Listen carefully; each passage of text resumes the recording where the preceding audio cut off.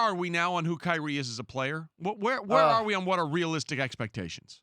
I think you're going to see it next year because for me, Kyrie Irving has shown that he is most comfortable when he's in that lane next to another superstar that can be, the gravitational pull for the organization, which is what LeBron James was. It allowed Kyrie Irving to just go out and ball. Just be yourself, go be that player. But meanwhile, the microphones and the accountability and the responsibility of being a leader, all of that fell on the shoulders of LeBron James. Clearly, Kyrie very comfortable in that role. It's the best basketball of his career, and he helped the Cleveland Cavaliers get a championship, including hitting the game-winning shot and the biggest shot in the history of their franchise.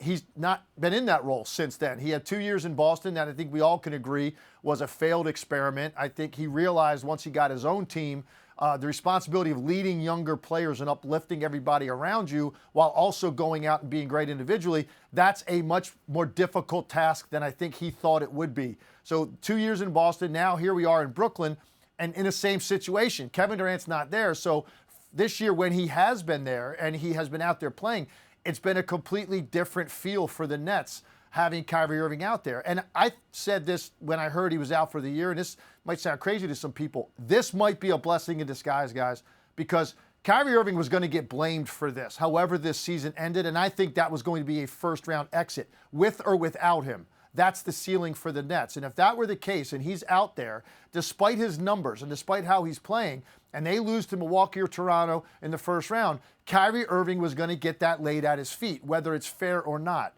And it would have been 3 years in a row that we're looking at him in that vein. Now he can go ahead, get healthy, get right, come back next year, and assume a similar position that he had in Cleveland. That lane, riding shotgun, riding sidecar, whatever you want to call it, to a better player. And that's, I think, where Kyrie Irving is going to be at his best. And for the Nets, they can now understand this is not going to be a guy that's in and out of the lineup. We can just go play every night knowing Kyrie's not coming back, so we can now form our identity over the last 25 games and go try to be a tough first-round opponent for somebody. Tim, to that extent, though, we say all that assuming health. Given the nature of these guys' specific injuries, is it right to assume they're just both going to be back at 100% and there'll be no issues? No, that's a very good point. I don't think you can make that assumption. I mean, obviously, Kevin Durant, with the severity of what he had, any lower body injury for an NBA player, you're always going to wait and see. You're going to take that kind of approach with a guy like that. I think with Kyrie, guys have come back from shoulder issues and shoulder surgeries. I've played with guys like that came back and had really productive years, all-star caliber years after that kind of surgery. So I think it's fair to assume that Kyrie can come back from that. I know he's had some other injuries, but we're talking about specifically now that shoulder. And I think surgery will help him get it right. He's got a long time frame to get ready by next October. So I think you're going to see Kyrie Irving out there close to 100%. I think Kevin Durant is a much bigger question mark because of the nature of the injury. So look, there are a lot of questions with the Brooklyn Nets. There's no doubt about it. If both of those guys come back and assume, something close to what they were at their best, then the Brooklyn Nets become a team that could be a top 4 team in the East, and they're a contending team in the East. But we're obviously months away from seeing that. For now, Kyrie Irving just go focus on getting right, getting healthy, coming back next year, and I think assuming a role that he's much more comfortable in.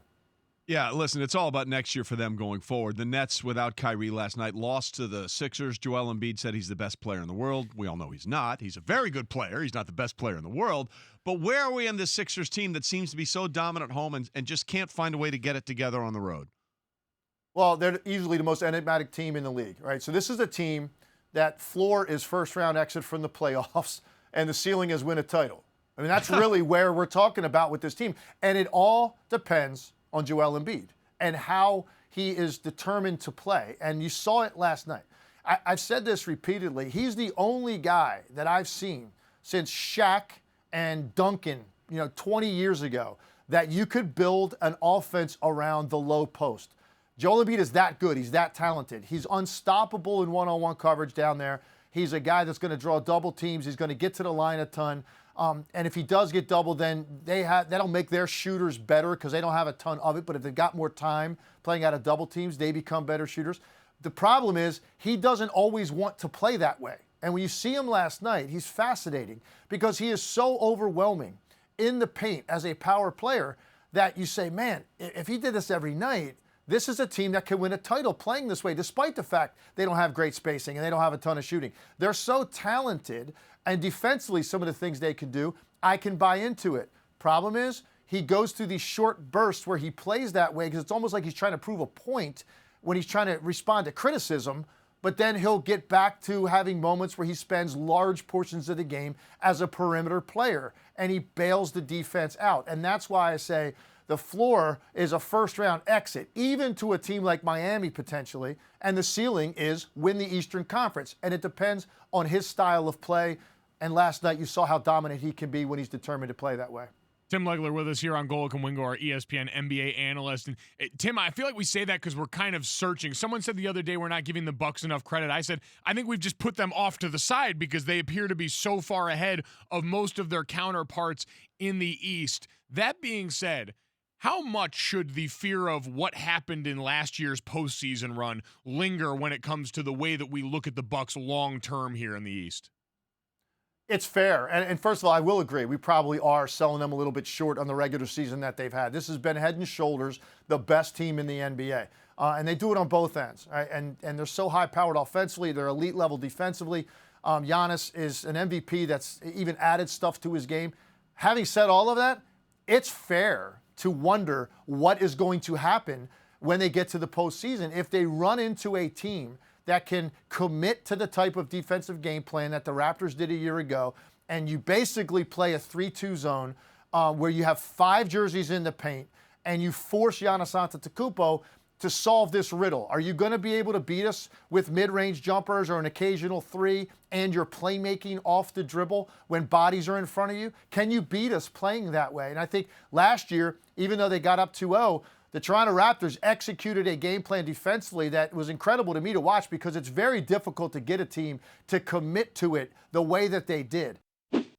Thanks for watching ESPN on YouTube. For more sports, highlights, and analysis, be sure to download the ESPN app. And for live streaming sports and premium content, subscribe to ESPN Plus right now.